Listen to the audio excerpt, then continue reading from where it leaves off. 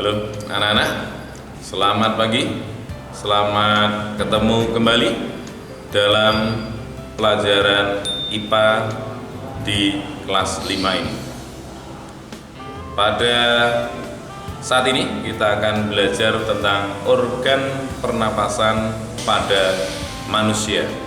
Anak-anak tahu organ pernapasan pada manusia? Oke, kita akan pelajari hari ini. Tujuan pembelajaran IPA pada hari ini,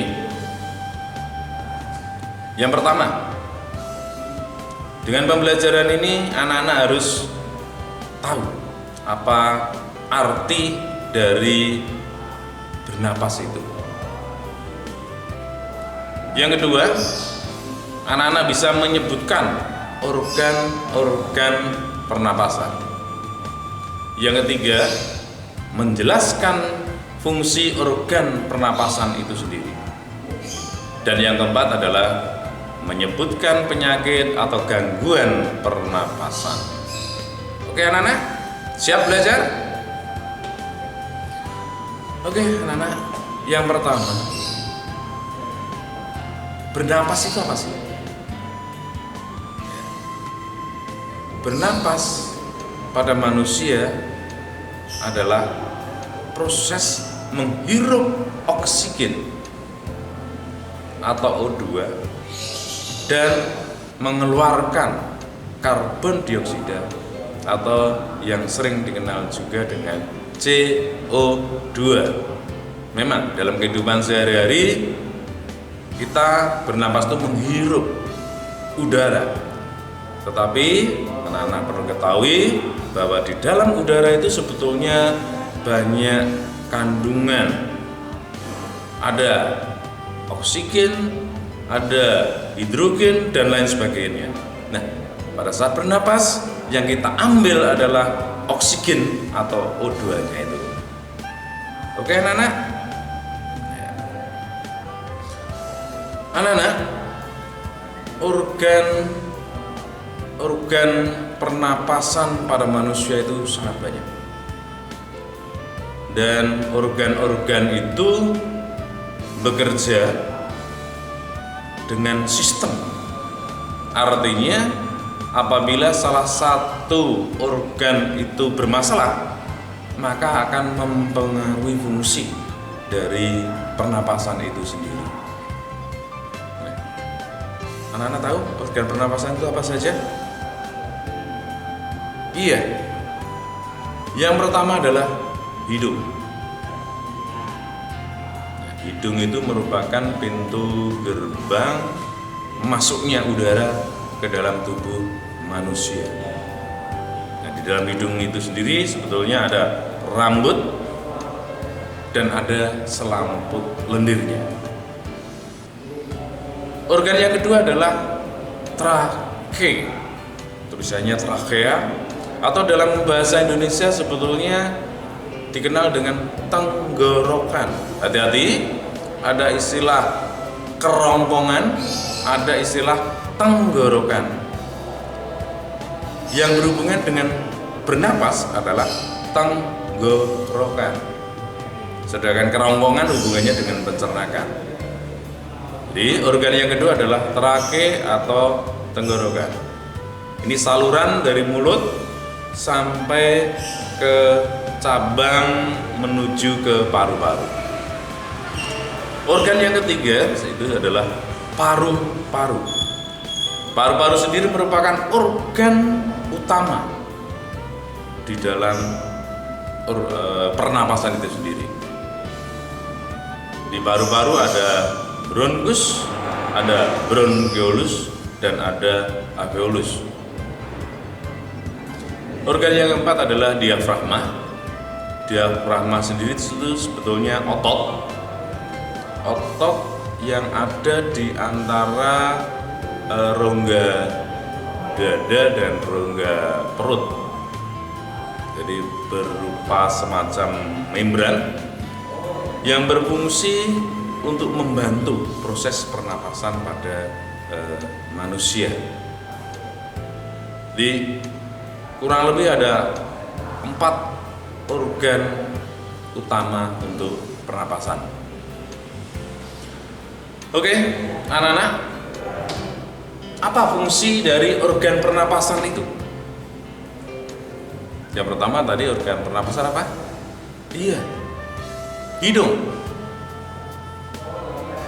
Nah, seperti tadi sudah Bapak sampaikan bahwa hidung merupakan pintu gerbang dari pernapasan itu sendiri. Jadi udara pertama kali masuk melalui hidung. Jadi di hidung sendiri tadi dikatakan ada bulu dan ada lendir. Nah, bulu itu sendiri berfungsi untuk menyaring. Nah, apabila ada kotoran, ada debu, maka bulu-bulu itu akan menyaring kotoran atau debu atau partikel lain itu sehingga tidak ikut masuk ke dalam paru-paru. Yang kedua, fungsi dari trake atau tenggorokan. Nah, trake atau tenggorokan itu sendiri merupakan tabung semacam selang terbuat dari tulang-tulang rawan. Nah, di dalam trake sendiri itu ada cairan lembab. Nah, kelembapan itu bisa menyebabkan bahwa udara yang masuk itu apabila masih ada partikel-partikel yang kecil akan menempel ke sana sehingga udara yang masuk ke paru-paru itu akan lebih bersih lagi. Ini fungsi dari trake atau tenggorokan. Yang berikutnya, hidung, trake, paru-paru. Nah, paru-paru itu sendiri merupakan organ vital untuk pernapasan. Terletak di rongga dada. Karena paru-paru merupakan organ penting, maka dia dilindungi oleh tulang iga. Ya. Paru-paru ini atau di paru-paru ini pertukaran antara oksigen atau CO2 dan karbon dioksida itu terjadi. Jadi pada saat manusia itu bernapas, oksigen masuk ke paru-paru, begitu juga ada CO2 yang sudah dari seluruh tubuh ke paru-paru ditukar. Pada saat mengembuskan, mengeluarkanlah CO2 manusia itu. Di waktu menarik itu mengambil oksigen, diambil oleh paru-paru dan ditukar dengan CO2 untuk dikeluarkan. Yang berikutnya ada organ yang namanya alveolus. Alveolus ini sendiri sebetulnya bagian atau ada di dalam paru-paru itu sendiri. Nah, alveolus itu merupakan struktur terkecil dalam paru-paru. Nah, tepatnya disitulah, di alveolus itulah terjadi pertukaran antara CO2 dan O2 di paru-paru. Organ yang berikutnya adalah diafragma. Ya, diafragma sekat antara perut, rongga perut dengan rongga dada. Dengan diafragma ini maka manusia bisa melakukan pernapasan perut. Dengan diafragma ini rongga dada bisa mengembang untuk memasukkan oksigen ke dalam paru-paru. Begitu juga diafragma itu akan mendorong sehingga ruang dada itu mengecil sehingga udara akan keluar dari paru-paru sehingga proses pernapasan itu bisa terjadi. Kurang lebih itu fungsi dari organ pernapasan yang ada pada manusia. Oke anak-anak, kalau kita tadi sudah bicara tentang organ pernapasan, ternyata organ-organ pernapasan yang ada pada manusia itu juga rentan terhadap gangguan, terhadap penyakit. Apa saja gangguan atau penyakit yang ada pada organ pernapasan manusia itu? Yang pertama, ada yang namanya emfisema. Apa itu emfisema? Emfisema adalah keadaan di mana paru-paru itu membengkak. Mengapa membengkak? Karena saluran darah itu kemasukan udara. Yang kedua adalah asma. Asma merupakan penyumbatan saluran pernapasan yang sebetulnya ini asma itu disebabkan karena alergi. Jadi saluran pernapasan pada manusia itu karena alergi misalnya bulu kucing, ada yang alergi karena debu, ada yang alergi karena dingin, tetapi khusus ada di saluran pernapasan itu bisa menyebabkan saluran pernapasan itu tersumbat sehingga sesak, yang sering dikenal dengan asma. Yang berikutnya adalah kanker paru-paru. Tentunya kalau kita dengar kanker, ini penyakit yang sangat menakutkan. Dan kanker paru-paru itu memang penyakit yang sangat berbahaya tentunya untuk organ pernapasan paru-paru itu sendiri. Maka perlu kita hindarkan, jangan sampai kita kena yang namanya penyakit atau gangguan pernapasan khususnya dengan kanker paru-paru ini. Yang berikutnya adalah TBC. Ya, TBC penyebabnya sebetulnya adalah bakteri. Dan bakteri itu akan menimbulkan bintik-bintik pada alveolus.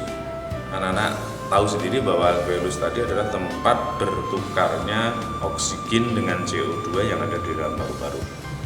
Apabila paru-paru atau alveolus itu ada bintik-bintiknya karena TBC, tentunya fungsinya akan terhambat. Ada bronkitis. Apa itu bronkitis?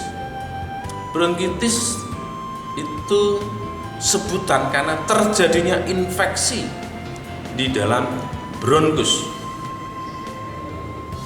Jadi tadi ada trake. Dari trake itu cabang dua. Yang satu ke paru-paru kanan, yang satu ke paru-paru kiri. Nah, disambungannya ini namanya bronkus. Nah, apabila bronkusnya itu kena infeksi, itu disebut dengan bronkitis. Tentunya ini akan menyebabkan pernapasan manusia menjadi terganggu. Anak-anak, dalam kehidupan sehari-hari yang penyakit yang sering kita jumpai dan umum itu influenza. Bahkan akhir-akhir ini sejenis influenza yang mewabah yaitu COVID. Itu sebenarnya hampir sama dengan influenza, yaitu disebabkan dengan virus. Virusnya kalau influenza itu virus influenza, tentunya kalau COVID ya, virusnya virus corona. Tetapi secara garis besar hampir sama, akan mengganggu sistem pernapasan manusia. Anak-anak, kalau flu, influenza itu sering dalam kehidupan sehari-hari dikenal dengan istilah flu, batuk, pilek, napasnya enak. Bahkan sempat tidur nggak bisa karena sesak napas. Oke anak-anak, Serasa pembelajaran IPA pada pagi hari ini tentang organ pernapasan pada manusia cukup.